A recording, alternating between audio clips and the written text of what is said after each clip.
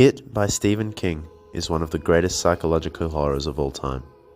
Littered with hidden meanings, metaphors, and blatant horror, it asks uncomfortable, sometimes even horrific questions about society and exposes chilling truths about it. Through a psychoanalytical literary lens, these meanings and metaphors become clear to see. It is not just a horror story about a superpowered clown who likes to feast on children. It's an exploration of childhood trauma, of memory and trauma repression, archetypal fear, and the process of healing. It is a clear mapping of the Freudian human psyche. Pennywise as the controlling id, the Losers Club as the struggling ego, and Derry and the adult world acting as the dysfunctional superego. I will use reference primarily to the novel, but I will use the two films and TV series as a visual guide, so some scenes may not link up perfectly, but try to ignore that.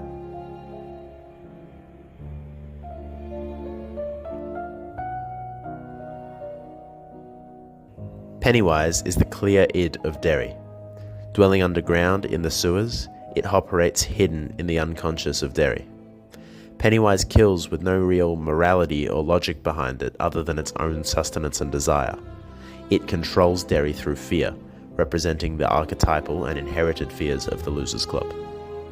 As a functional superego, the adult world and Derry create an essential moral framework for the Losers Club and should balance out the id, but Derry is far from functional. Throughout the novel, the town willfully ignores and are even complicit in fulfilling the id's desire. This is a prime example of a corrupt superego and how, without a true counter, the id can overpower the psyche. The Losers Club are then left as the middle ground between the two influential forces of decision-making, the ego. Without much pushback from their superegos, their morality and unconscious reasoning are poisoned by the impulse of the id. For large portions of the novel, they are forced to act primitively on their fears and unconscious desires. It's only when this imbalance is recognized and acted on, the Losers Club confronts Pennywise, that balance can be restored.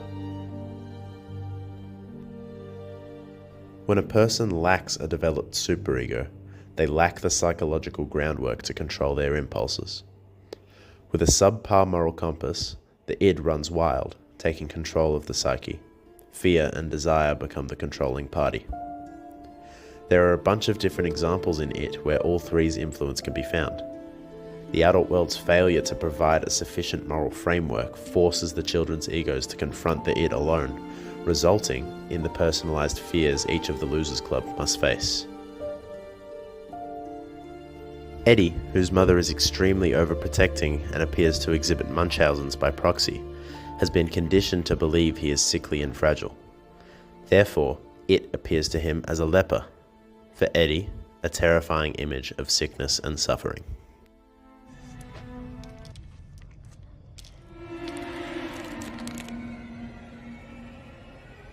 Do you think this will help me, Eddie?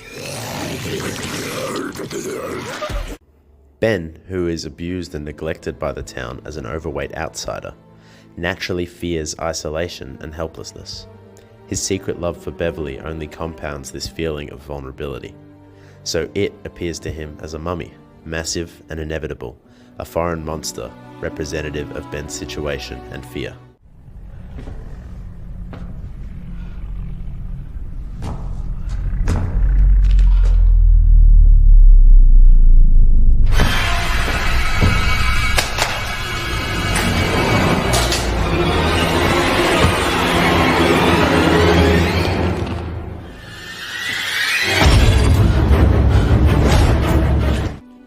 Quick side note, you may be confused as this doesn't happen in any of the live-action adaptations, however the mummy scene is a part of the novel. Beverly's father, Alvin, is the embodiment of Derry's perversion. His incestuous lust and abusive control tactics are an evil not dissimilar to its predatory nature. In particular, how Pennywise stalks and attacks Beverly. Alvin Marsh is not a victim of trauma, he's a perpetrator. The superego's failure creates the fertile ground for the id to flourish. The town's compliancy is what sustains it. It's a key chain in the cycle of violence. Derry unintentionally hands over control to Pennywise through ignorance and compliance. This is representative of the town's repression.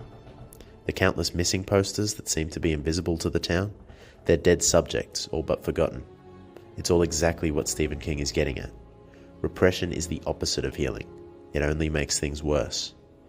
When the Losers Club believe they have defeated Pennywise the first time, they too ignore and run away from their unresolved trauma. They forget entirely about the trauma in question, continuing the cycle of ignorance. But of course, they eventually return to Derry, and this time they don't get out so easily. This is called the return of the repressed, another Freudian concept. Anything that is pushed down into the unconscious will inevitably find its way back. The 27-year cycle of the monster is symbolic of this process. Every 27 years, the unresolved trauma of Derry resurfaces, everlasting and dangerous. Trauma may be forgotten for a while, but if left untreated, will always come back just as devastating as it was at the moment of its repression. It makes the point that mere confrontation is not enough for true healing. You must re-experience and contextualize your trauma. When the losers return to Derry, they can't just fight Pennywise the same way again. They must relive their trauma, traveling into the underground sewers, walking through the unconscious, beginning to understand, not eradicate their fear, to redefine their relationship with it. Skipping this process, i.e. the ritual of should, is ineffective at best, taking shortcuts to only remember what happened. It doesn't work. Only when the ego journeys through the unconscious, united in the face of danger, refusing to be isolated by fear, can they truly strip the id's power away and finally achieve integration. The key to power over fear is understanding, not eradication or ignorance.